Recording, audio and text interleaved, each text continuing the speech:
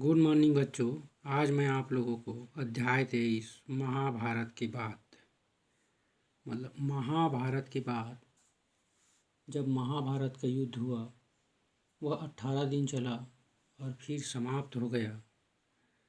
तो महाभारत का युद्ध चला, उसमें भारी सर्वनाश हुआ।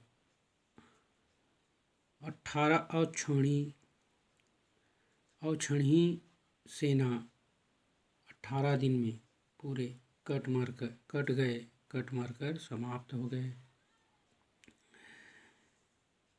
युधिष्ठिर बहुत दुखी था क्योंकि उसमें उसके पितामह भीष्म, गुरु, भाई, मामा एवं सगे संबंधी पूरे मर गए थे, स्वर्ग को प्राप्त हो गए थे और युधिष्ठिर को राज्य प्राप्त हुआ।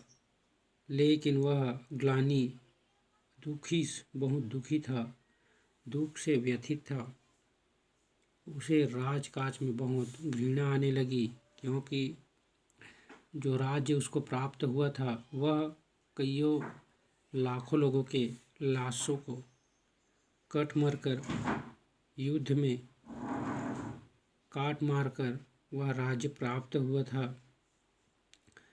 उनका मन शांत नहीं था।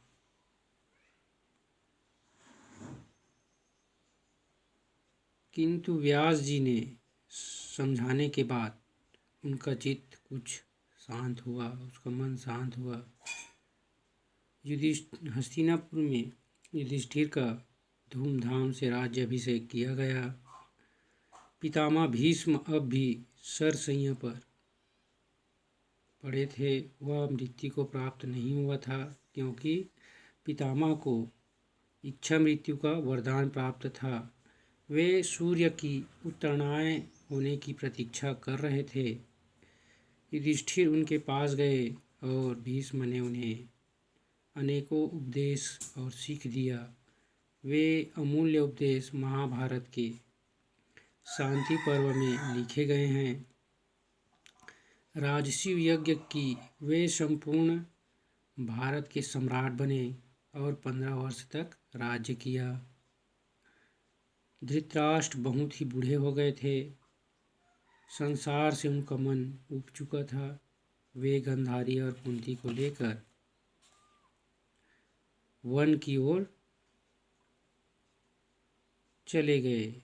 एक दिन जंगल में आग लगा और तीनों वृद्ध उस दावाग्नि में जलकर राख हो गए। उस आग में जलकर राख हो गए। कल मैं आप लोगों को आगे पढ़ाऊँगा।